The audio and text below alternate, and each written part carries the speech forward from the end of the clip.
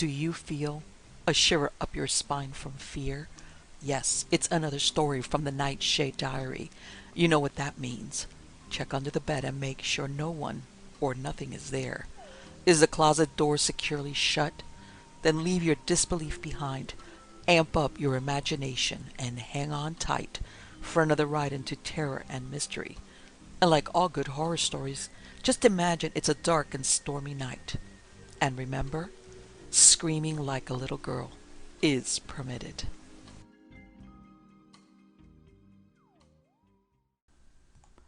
The Apples of Sodom by David Rowlands. Father O'Connor bent forward to clean his pipe in anticipation of that first after-dinner smoke.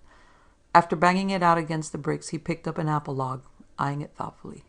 The land upon which his little church had recently been built was donated by a farming parishioner, and had once been a small enclosed apple orchard.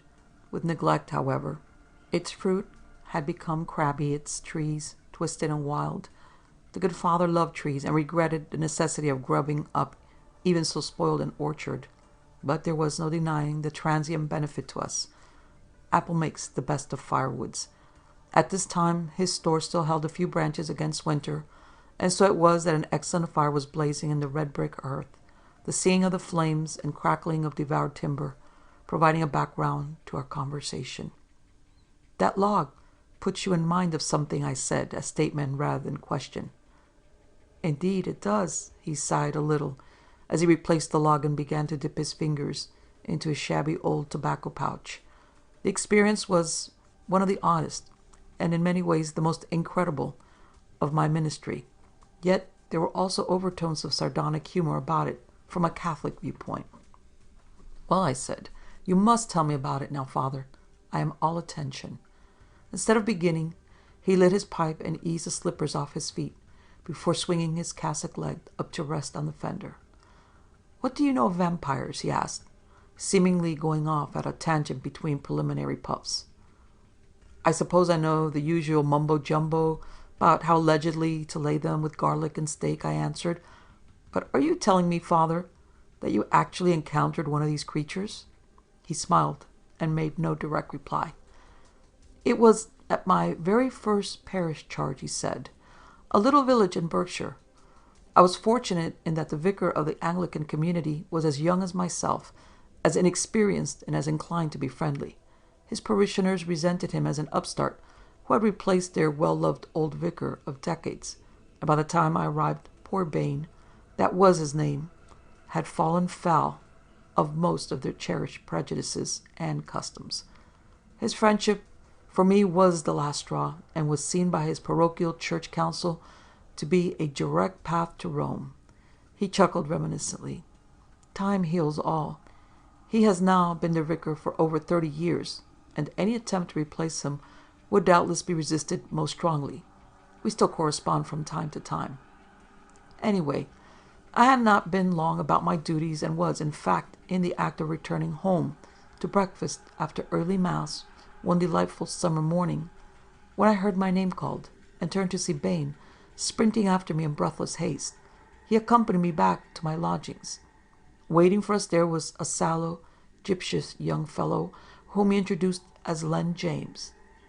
It transpired that this fellow James was employed to keep the churchyard tidy. My splendid housekeeper rose to the occasion and produced extra coffee and breakfast. Mr. James, at least, ate his as though he hadn't eaten for a fortnight. When we had finished, he smoked a cigarette, and at Bain's prodding, began a tale which I will precise. I could not for the life of me mimic his ramblings and often irrelevant discourse in Berkshire dialect. Working in the north corner of the churchyard, he had hung his coat on a low bough of a small stunted crab tree that grew where he was scything a luxuriant growth of grass.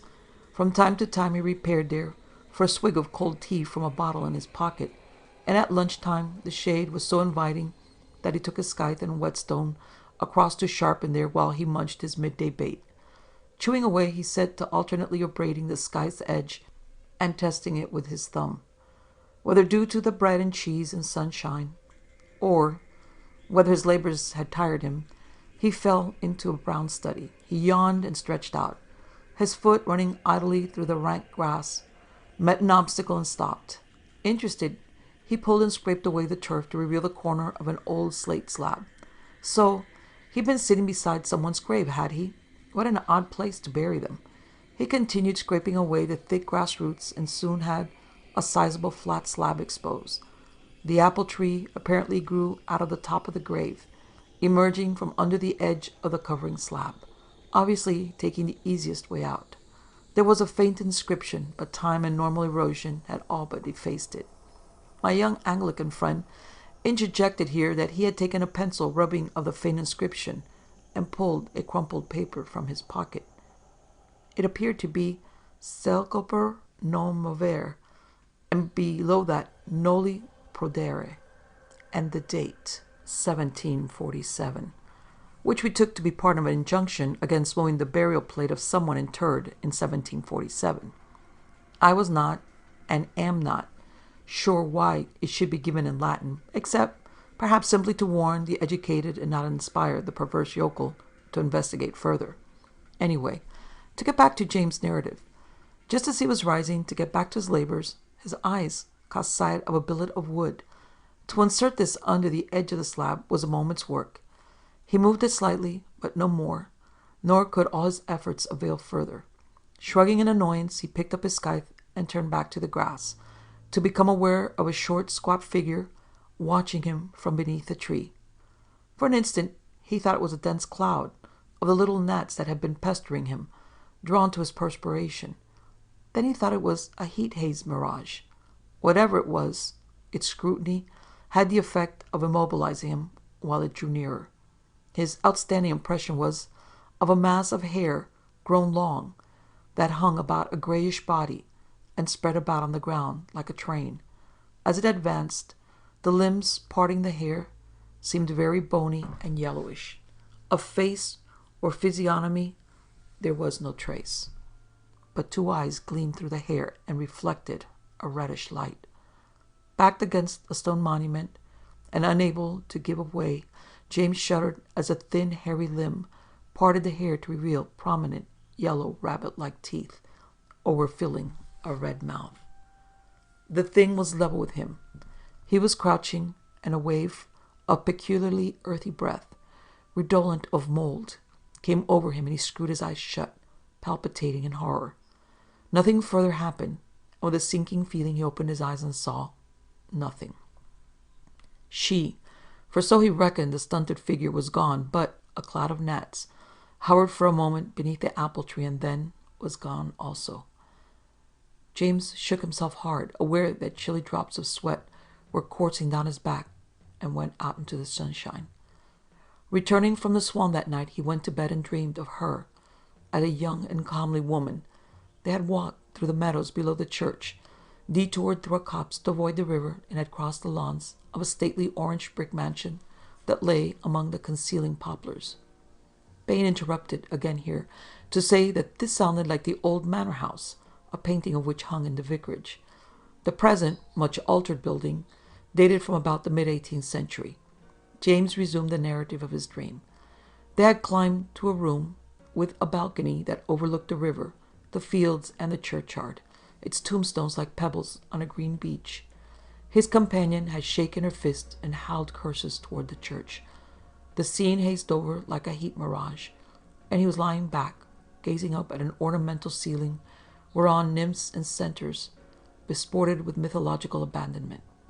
He woke at dawn in his own bed. Shivering and exhausted, he was just conscious of something that slipped under the bedroom window sash. Getting up was an effort. His work that day seemed unusually tiring, and Bain had commented on his lethargy, telling him not to overdo it in the sun. He had been particularly plagued by gnats, which persisted around him despite flailing arms and rubbed crushed yarrow over his face and arms to repel them. Bain emerged from the church an hour or so later to find James resting beneath the tree, and going across was much intrigued to see the uncovered slab, and took the rubbing of the faint inscription. However, parochial business called him away for most of the day. Returning to the churchyard, just before tea he again saw James, resting beneath the tree, and an old coat, or sack, propped on a spade, partly obscuring him from view. On approaching closer, though, He saw that he had been mistaken. There was no coat, or spade, come to that, only a dancing cloud of little flies, and James was lying asleep, breathing adenoidally, his head against the stem of the apple tree. He shook him awake and told him to cease work for the day. So James plodded off home and again that night dreamed. This time he was in the churchyard and saw her from the roots of the tree to meet him.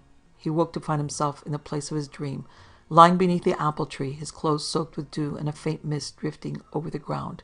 He was so weak that he could hardly move, and crawling to the lich gate he collapsed.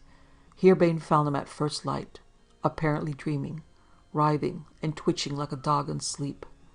On hearing his somewhat incoherent story, Bane helped him over to the vicarage and phoned the doctor, who, however, was out on an all-night case. He then thought of me and sent James to wait at my house while he came to meet me from early mass. To eliminate the obvious, I examined Mr. James' neck for the legendary marks, but found nothing. For all his weakness, if this was a vampire, then it was a lamprey of the life force rather than a carnal sucker of blood. However, a number of things had to be done. I bade Mr. James rest on my sofa and stay all day if I did not return. Bane I dispatched to his parish records to check on the occupancy of that manor house and its relation to the date 1747 on the slab. Moreover, I wanted a canvas tent to screen the slab from inquisitive eyes. After making preparations to absent myself for several hours, I hastened to the vicarage. My young friend had dug out the parish registers and a rector's journal from the old chest and was making notes. There could be no mistaking the relevant entries. A scholarly longhand was a reference to the removal of Lady Alice Beauregard from the family vault to a spot in the north churchyard that could only be the present grave. There were references forward to 1752 in the rector's journal and back to 1584. Unhappily, the latter was no longer in existence, the extant register beginning at 1690 or thereabout.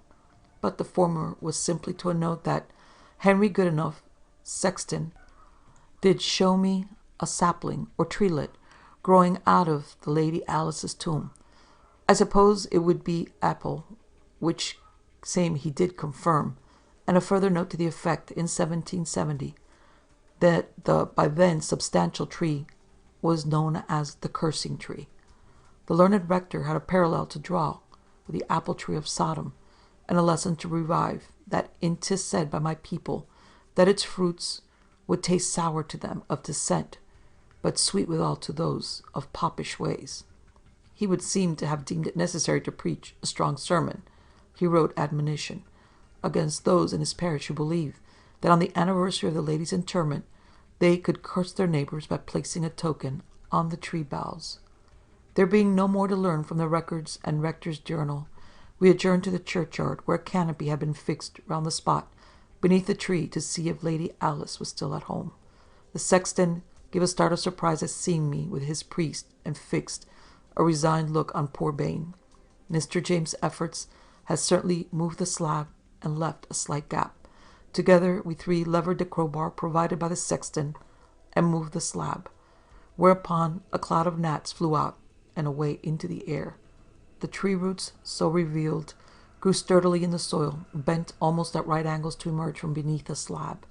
The sexton carefully excavated the hole further to reveal a stone coffin of great age, such as were made in the 13th century, and stockpiled by some families for use for future generations. The lid had been forced up by the tree, which clearly grew as an offshoot from some long-dead stake, just as a briar sometimes shoots from a cultivated rose stump.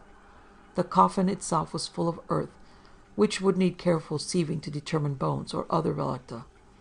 I had learned enough. However, the lady had been staked in earth on her removal from the family mausoleum in 1747, no doubt to keep her quiet. Mr. James' discovery of the newer grave and shifting of the slab had evidently wound up her mechanism, as it were. He provided her with vitality, if so unsuitable a word could be used. What to do about it? That was the question. I had already decided against any appeal to my diocese. A worthy director, but lacking imagination and not likely to countenance our ecumenical approach. A hail from the lich gate announced that my lift to the station had arrived, and I took leave of Bain for the time being. Luckily, the journey to Oxford was reasonably easy in those days, and involved no change of train. I had first met Con McAllister at Cambridge. He was a born mystic of undoubtedly queer gifts, and on a mental plane far removed, thank heaven, from my own. He was extremely attractive to women, and missed none of the opportunities that came his way. Inevitably, his clarity of intellect suffered, and degeneration set in. We had remained friends since I discounted most of the scandal I had heard about him, though I suspect his liking for me was more in the nature of cynical amusement. It was typical of the man that he had made Cambridge too hot for him, and taken himself to Oxford, where I now found him, affectedly pleased to see me. He was at least interested in my problem, and there and then telephoned an introduction for me through to another erudite friend, whither I then repaired. The Reverend Samuel Montague proved to be a strange and effeminate bibliophile, who spent most of his waking hours in the Bodleian. In conversation it transpired that he had written the Vatican's Libra Eroticus on demonology and the black art.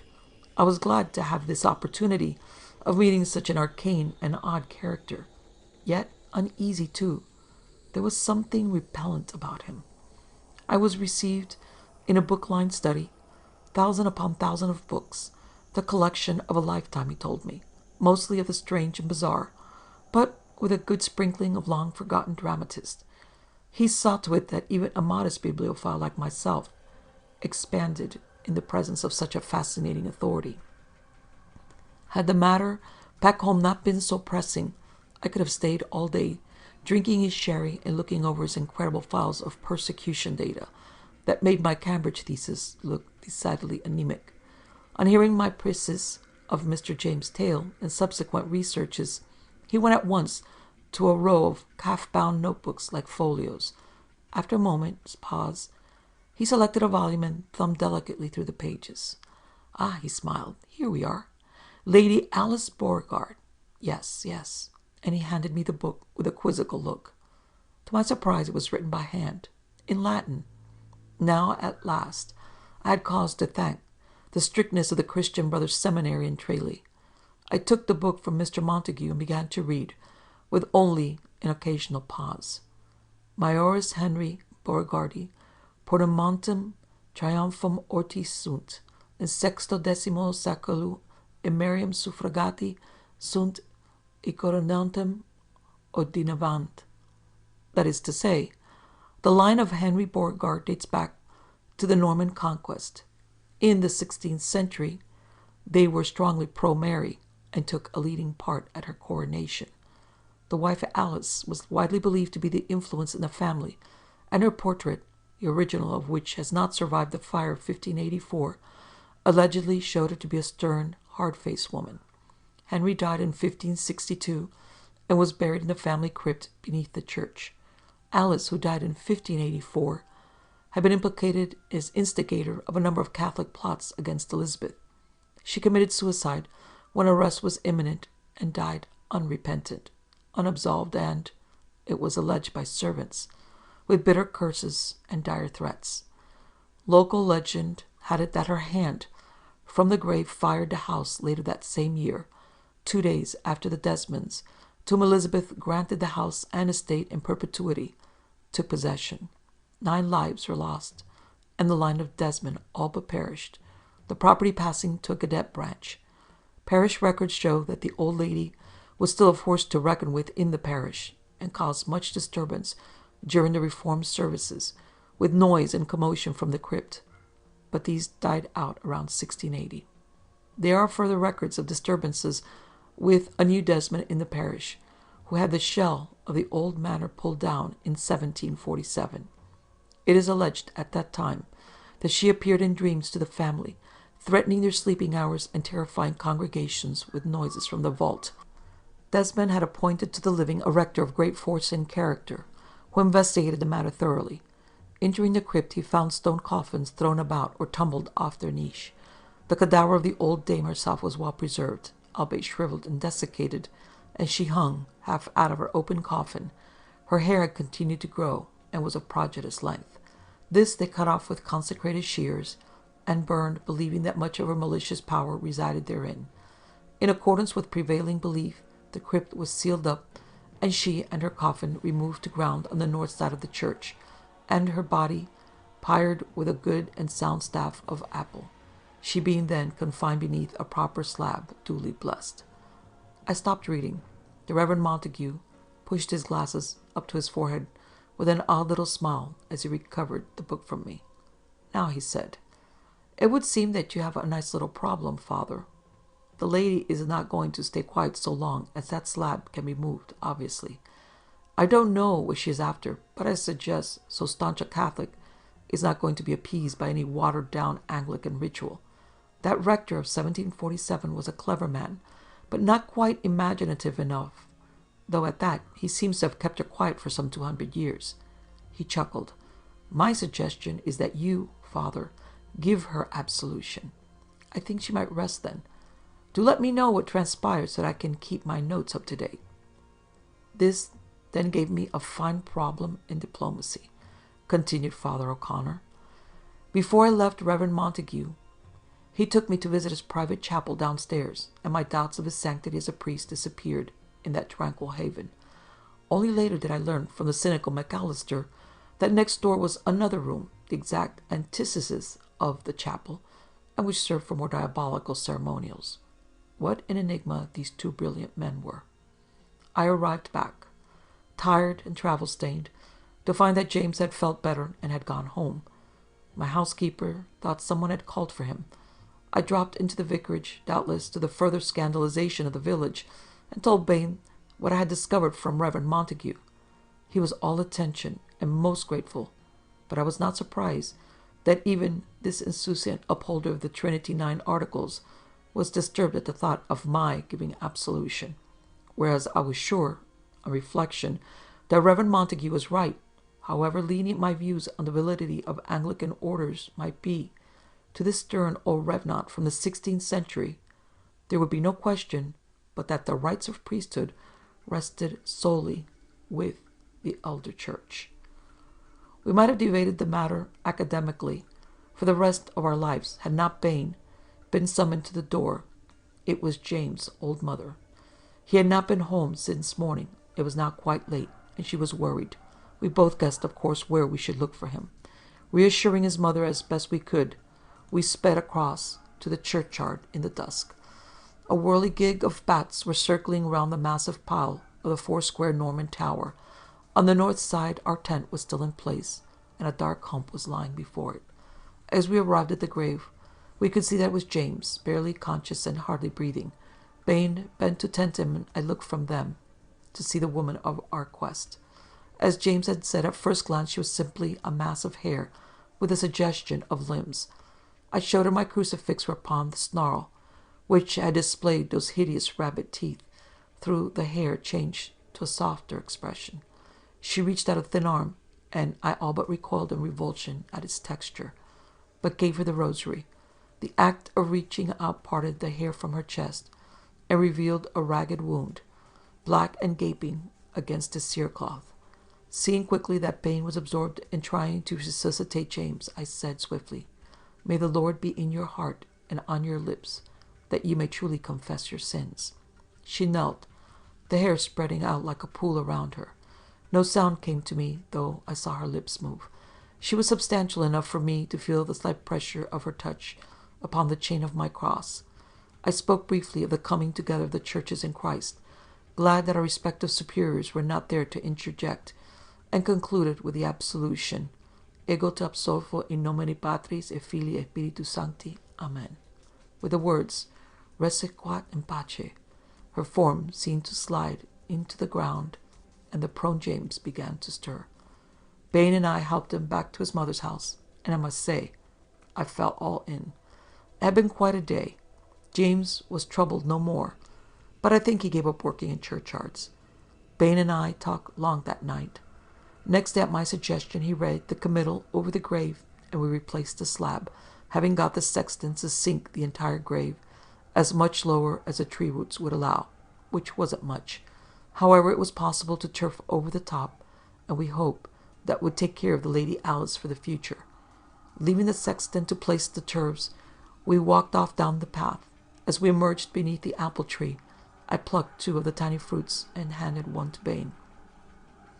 He bit his and winced. Spitting out the fragments, I swallowed mine with apparent enjoyment. "Quite tasty," I said. He gave me a sharp look. "Come, father," he said, "you are pulling my leg." I returned the smile. "My dear Bane, you wouldn't have me disappoint an old lady, would you?" Possibly I deserved the stomachache I suffered that night.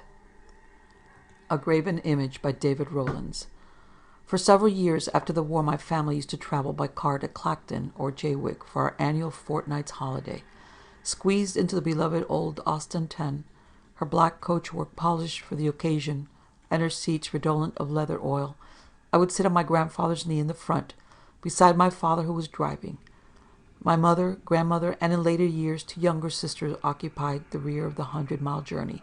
Roads were generally much quieter then, of course, and speeds more leisurely. At exactly the halfway point, we would turn onto the tarmac-veneered Roman road, which sped straight as an arrow through the market town of Abbott's Hot Pot from the Essex coast. Parallel with it, a field's distance away, was the little branch-line railway, which the Great Eastern ran from Abbott's Hot Pot to Great Minnow and on to Estuary. From our Roman highway, intriguing little roads struck off at right angles to explore small hamlets and earthworks steeped in feudal tradition. They crossed a single line of railway by stout red brick bridges, the arches of which were much blackened by the smoke of innumerable trains, or in one place by a level crossing with attendant keeper's cottage built in a style unique to the Great Eastern Railway. The holidays, with their memories of beaches and rented bungalows, sand castles, ice creams, and sand everywhere, in one's toes, clothes, and victuals, are a happy recollection. But more important to me than the holiday itself was the timing of our arrival at this level crossing, close by Rotting's Lodge Station. Here the car was parked while we stretched our legs, involving a walk down to the crossing while the ladies got busy unpacking thermos flasks and sandwiches. If Dad had timed it correctly, and he invariably did, then there were but a few minutes to wait for the morning train to arrive at the station. Then old Bob, the crossing keeper, whom we got to know well, would amble out to shut the gates across the road.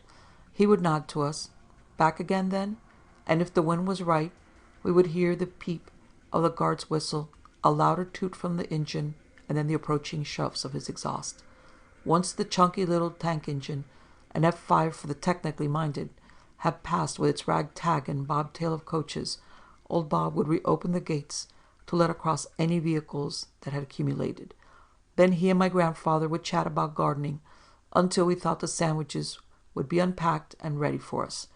Old Bob had a wonderful garden that stretched between the single line and a siding into a small brickworks. A few flowers and regimental ranks, but mostly a wondrous display of vegetables, particularly runner beans. Granddad was no mean gardener, but he gave old Bob best for runners. "Ah, Bob," would rumble knowingly, and I'm not going to try and transcribe his slow Essex drawl. "It's the vibration of the train, see? That's what you haven't got."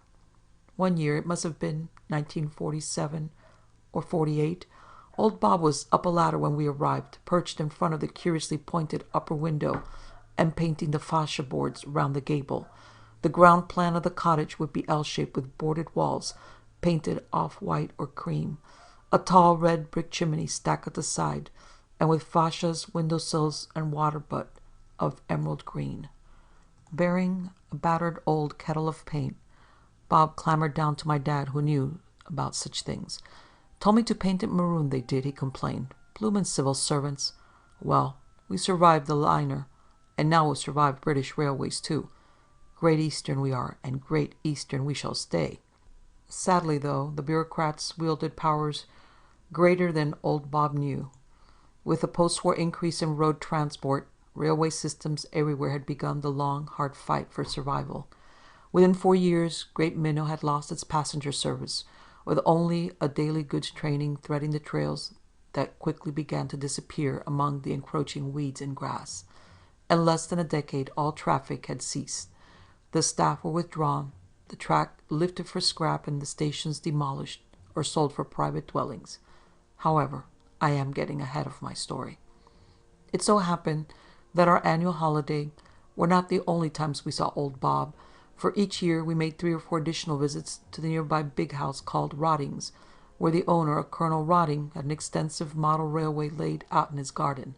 My father spent what little spare time he had in building rolling stock, i.e. carriages and wagons, for the Colonel, on commission, and whenever an item was finished and ready for delivery, he and I would set out for Rotting's, where we had an open invitation to the weekly running sessions. These were invariably a hard-won Saturday off for my father, since he was expected to work 6 days, the 40-hour week being then but a pipe dream. Often we would arrive to find other people present, each with trains of their own to run, but I preferred it when there was just Dad, the Colonel, and me. How it came about that I was allowed to attend, I don't know, for I have since been assured that the Colonel had a strict no-children rule. But he was kindness itself to me, and he had given me a big clockwork locomotive of my own, similar to the F5 tanks that plied the Minnow Branch. This I was allowed to take home and bring back to run on the tracks whenever we visited Rotting's. We were always given a nice lunch, served by a real butler in a black coat, either on the lawn if the weather was fine, or indoors in the railway room, which was a fascinating workshop where the Colonel had the terminus of his railway and kept his model trains. Here his mechanic, a gnome-like little man called Fred, built the engines, overhauled them, and did other engineering jobs for the estate, such as repairing lawn mowers, tractors, or cars.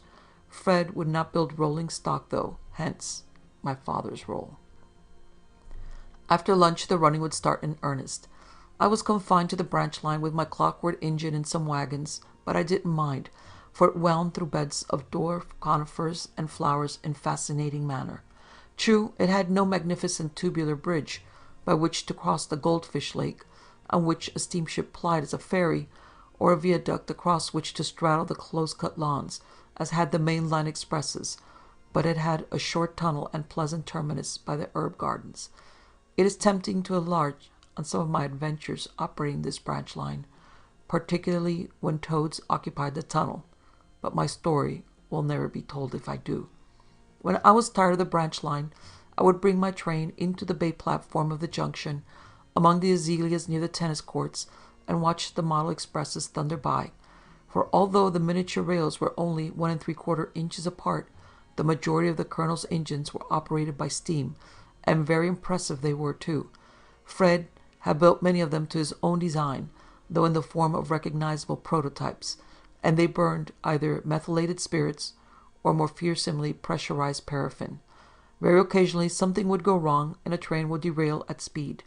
Then there would be a hectic scene of men dancing about, wringing scalded fingers as they tried to right an overturned locomotive that spread pools of blazing fuel. Occasionally stock would be damaged in such a melee, and then Dad would carry a repair job home with him that night. One of the Colonel's little fads was that he liked to people his trains with model figures.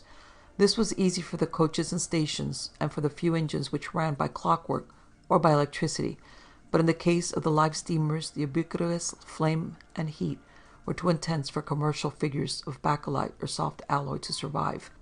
My dad had cogitated this problem for some time, and I had recently seen him, indeed, as I affectionately remember him best, bent over his work table, with a cigarette smoldering in the corner of his mouth while he plied a fiercely smoking soldering iron from the gas ring to the framework of a figure he was building up. Dad, being the sort of man he was, had made an elaborate and reasonably correct skeleton from wire and bits of a dismembered umbrella frame. Over this he then built up a body of fire clay and kilned it in my long-suffering mother's oven. A few nights before we were due to go to Rotting's with a new coach, he began to paint the figure, and it at last took on the semblance of humanity. To my surprise, it was clearly old Bob, but dressed in dungaree-type overalls. "I thought we'd promote him to top-link driver," my dad explained in one of his jocular moods.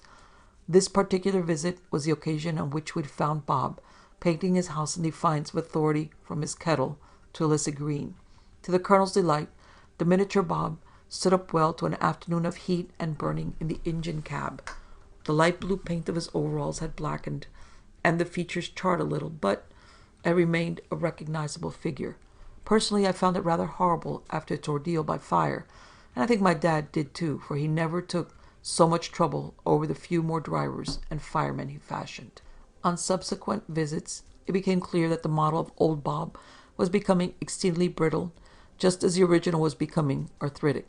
In fact, as the colonel handled the miniature one afternoon, it crumbled badly, leaving an exceedingly macabre handful, a figurine with wiry bones sticking out from crumbling limbs. The colonel laughed, however, and said, "Oh, well, we'd better give him a decent burial, I suppose," and vanished into his workshop. He returned with a narrow, oblong cigar box into which the figure just fitted. "Snug fit," he grinned at me through his mustache, and producing a little trowel, he dug a small hole in the herbaceous border beside the branch line. My father was a somewhat strict Methodist, and I could see that this black jest was little to his liking. However, he said nothing, and the colonel buried the box, reciting the while, "Ashes to ashes, dust to dust," and concluding jocularly to me, "Oh, well, maybe you'll have a ghostly ganger walking the branch line on moonlight nights, huh?" On our way home that day, we noticed a small knot of people as we came up to the crossing house. I guess my father would stop, and I craned my neck and flapped my ears out of the window as he got out and spoke to one of the men, a porter from the station, who was now the sole staff there. "What's up, Williams?" "It's old Bob, I'm afraid, sir. He had a fit or heart attack or something while cooking his meal and fell across the gas stove. He's dead, and most of his face is burned away." My father made no comment to me about what he had heard. In any case, he was an unimaginative man, ready to quell any fancies in me. So we had a singularly silent drive home. No successor to old Bob was appointed, and the house fell empty. The branch line was vegetating. The daily goods train had given way to irregular working for the brickworks, and Yarrow choked the track. Old Bob's veggies and flowers receded themselves bravely, but made little headway untended, and soon there was only a cluster of marigolds defiantly blazing away among the chickweed and goose grass. We guessed it had become the fireman's job to jump down and open the crossing gates for his train, which left only a sign of bruised herbage to mark its passing. Before long, the authorities closed the line completely, and the track was lifted. Since the line had taken right of way across the colonel's land, he was interested to repurchase it. This he achieved in due course, becoming possessor not only of the derelict station building, fast vanishing in a tangle of briars, but also of the crossing keeper's house. With statutory powers in his pocket to make a link road to his carriage sweep from the side of the old crossing and over an ancient mound, it's wonderful what a local J.P. can achieve. He decided to use the crossing house as a lodge or gatehouse and had it completely refurbished. I was pleased to learn that it was repainted in the green and cream, and felt that old Bob would have approved. Much of this information I picked up second-hand via my parents' letters, for I was away at school. It was thus I became aware of the problems that the colonel was having in getting anyone to live there. This news via my mother had perforce to originate with my dad and, needless to say, was censored in accordance with what he thought was suitable for us to know. He was not going to encourage weakness of mind by repeating foolish country folklore. Even so, enough filtered through for me to gather that whatever would-be tenants might see or hear, they were oppressed in mind and never stayed for more than 2 or 3 days. It was on one of my rare school holiday visits to Rowlands that I actually heard the colonel talking to Dad about the business. They were repairing track behind the shrubbery, unaware that I was crouched down, tending a branch train at the time, though I was actually more interested in the colonel's daughter, Paula, who was receiving coaching at the tennis nets. "I'm telling you, Stan," he said indignantly. "I saw it myself, darn it. There was this shadow on the wall, which I thought was mine. So it was, but the position of the lamp was wrong. I soon realized that there was a sort of glow behind me, and as I turned, I saw a figure." His voice tautened. "And instead of a face, there was a tongue of bluish flame. It wasn't just me that saw it. Gunby, the keeper, who had come with me, gave a yell and loosed off both barrels of his shotgun. Only just missed spraying me with shot, the idiot. Did no end of damage, too. We both cleared out pretty quick, I can tell you." His narrative ran down like a deflating balloon, as my father sniffed skeptically and disapprovingly. "You are an ungodly fellow, Alistair," he said, sternly to my amazement. It must have been years since anyone had spoken so to the colonel. "I have no doubt that you were overexcited. Why, man, you were out looking for bogles, so of course you saw one, or thought you did. Well, just to show you that the man of faith is not to be fooled by such illusions, If you can fix it with my directors, I'll undertake to live and work in your cottage for a week. How's that?" The offer must have been accepted, and the colonel duly pulled such strings as were necessary, for within a week or so my mother and I were seeing my father off from home with a carload of ledgers. He had refused our company. We would get in the way of his work, and he didn't want any of our fancies complicating matters. Poetic justice would seem to require that he should have returned after one night, frightened out of his wits, but this was not the case. He was considerate of our anxiety, however, and duly phoned from Rowlands each morning after a night at the cottage. He had dealt quickly with the ledgers and was filling in time by making some wagons for the colonel, with tools borrowed from Fred. He had nothing to report other than that he had formed a poor opinion of the Methodist preacher on the minnow circuit. After a week of this, he and the colonel agreed on a further week's trial, for the colonel himself flatly refused to spend any time in the cottage. Accordingly, Dad wanted me to go down and spend the time with him. I was not consulted in the matter. I never was. But I think I would have wanted to go anyway, if only out of sheer curiosity and confidence in my father's judgment. He had seen nothing, ergo, there could be nothing to see. On alighting from the old AMT 458, as the Austin was called, at the cottage I noted a chalk notice, "Sunny Sidings," propped against the doorpost, outward and visible evidence of my dad's quirky humor. On entering, however, I became instantly uneasy and oppressed. The cottage was not hostile, but sullen and, well, shall we say, waiting? Clearly it did not affect my father, for whistling, he set about unpacking his supplies from Rowlands and sorting us out a lunch from among them. I did not care to explore the cottage somehow. It would have been resented, I think.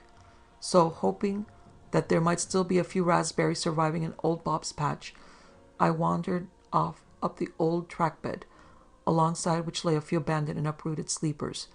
There was still a short length of weed-choked rail into the brickworks, and a few derelict wagons owned by the company stood there, deprived of any purpose by the fleet of fodden lorries, a couple of which I could see in the distance. There were no raspberries, so I walked up to the old station for blackberries, since it now resembled Brer Rabbit's briar thicket. I managed to scale the overgrown platform edge and stepped gingerly through the brambles along the building. The roof and awning sagged ominously, given over to starlings, a few swallows in season and decay. A signboard in dark blue paint, still remarkably fresh, protruded above the jungle, announcing "Rowlands Lodge Halt" in white letters. I pushed at the waiting room door, which had stuck and swollen with the damp.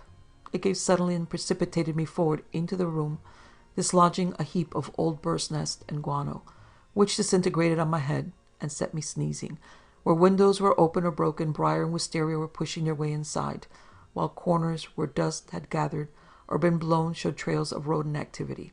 A spider regarded me balefully from a grayish tangle of webbings across the clock, which I was surprised to see still above the ticket hatch. The clock had stopped at 2:23, the time of a former train. It was a nice touch. I looked inevitably at my wristwatch, 2:20, and walked back outside into the sun. Oh well, I thought, old Bob would be pottering close to the gates in a minute or two, and I stood on the platform a moment, enjoying the thought of ghostly trains pushing through the undergrowth. I looked down line to the former crossing and started for a moment as a figure appeared from the house. But it was only Dad, hailing me for our belated lunch. He was not best pleased at the state I was in. "You'd better wash your hair after lunch, my lad," he said. "It's full of dirt and straw. Why didn't you brush it when you washed your hands?" Correctly assuming this to be rhetoric, I let him run on, while I munched at my salad. Lunch over, however, he was adamant, and I reluctantly went out to wash my hair at the kitchen sink. The colonel's refurbishing had stopped short of a bathroom. I did not like that kitchen one bit. It felt decidedly unfriendly. I liked it much less when I had screwed my eyes shut and started to apply the soft soap to my scalp prior to working up a lather. I have read somewhere, probably as an alternative to propounding some sexual situation, that one is most vulnerable when pulling a shirt over one's head. Since this is not a modern novel, I can leave those aforementioned alternatives and counter-propose that one is truly most vulnerable when soaping one's hair. For I knew that there was something in the room behind me, and that it had no good intent. Stupidly, I tried to open my eyes, and experienced a stinging blindness as the lather ran into them. Had I seen anything in that instant of vision, or hadn't I? Was there a shape at the table behind me? I reached out gropingly for the flannel which I had placed on the draining rack to wipe my eyes clear, but instead caught hold of what I thought at first was a section of the cucumber we had for lunch. It was cold and moist at one end with a rather rubbery skin. Then I changed my mind and screamed, for I found fingers of the same texture at the other end of it. Eyes still smarting appallingly, and now in a blind panic I ran to where I thought the door was, only to collide with the easy-work dresser, bruising myself badly on the hip and sending glassware and pottery flying. I fell to the floor shouting, or more truthfully, screaming, for my father only too conscious that I was helplessly at the mercy of whatever else was in the room. In that instant I heard my father's running step burst into the kitchen, and in a typical burst of profanity as he scooped me up, kicking aside the shambles I had made, and ran us both outside. He plunged my head into the water butt to clear the soap, then drove me quickly to Rowlands. The rest of the day is a bit of a blur. I know a doctor came, and I was giving a sleeping draught.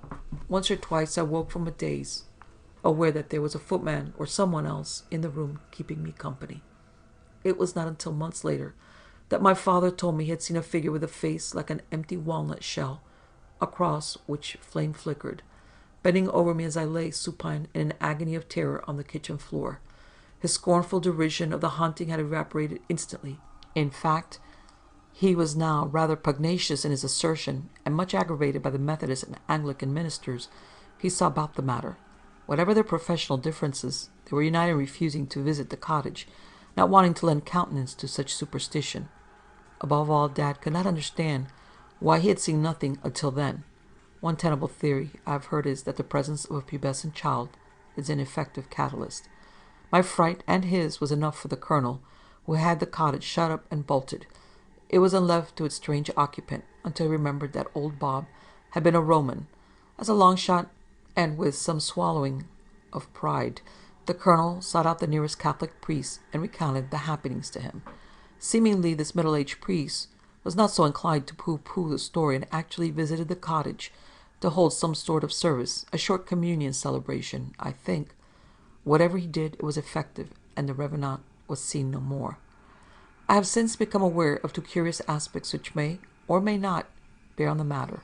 The first was that although the cottage was dusty at the time of this Father O'Connor's visitation, there was no sign whatsoever of any insect or rodent life. The second was that in the course of the normal 5-year routine of replanting the colonel's herbaceous border, a forked prong pierced and lifted the joke coffin. It was, of course, much dirtied and beginning to rot, but it was also empty. For my part, I was puzzled as to why old Bob should return so queerly and behave so malevolently to us who had been his friends, in a manner of speaking. It worried me for many years. In fact, until I met that same old Catholic priest for the first time in a different part of the country. Our talk got on to antiquities. I mentioned where I was living, and we soon made the connections and talked long about Rottings and the crossing house. I remember one of his remarks, apropos his companion's hay fever, in particular, people having different allergies today, he remarked, through a cloud of pipe smoke. Where once they saw ghosts, they now have hay fever. It's much the same, really. My asking him about old Bob clearly surprised him, however. My dear chap, he said, that was nothing to do with the revenant. It was simply that in excavating for his new road, the colonel's workmen had cut across an ancient tumulus.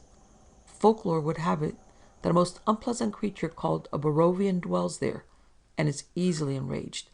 Other authorities aver that there's an elemental or earth gas that produces strange effects. Whatever the supposition, the fact was that the house had been invaded by such an enraged being, just as some people are sensitive to pollen, blossom, or even, he smiled, their marriage partners. So some of the occupants of the cottage saw the form the thing had assumed, perhaps even borrowing from the molecules of that old cottager who had once lived there, and occupied a certain arrangement in the interior space. Others simply felt oppressed and saw nothing at all. At any rate, he concluded briskly, it was certainly only a matter of a minor devil and easily dealt with. The weakest of Christian belief would have sufficed to shut the door, as it clearly did with your father, until your intervention. Well, there it is. Make of it what you will. All I can add is that the cottage has since been modernized further, and a bathroom added. In fact, my parents are living out their retirement there, which is handy, for my father can easily visit the model railway in the garden, to which I will succeed in due course by virtue of having married the colonel's daughter. It has only left one disquiet with me. I cannot bear to wash my hair when I am alone. If my wife cannot be present, then I head for the nearest barber.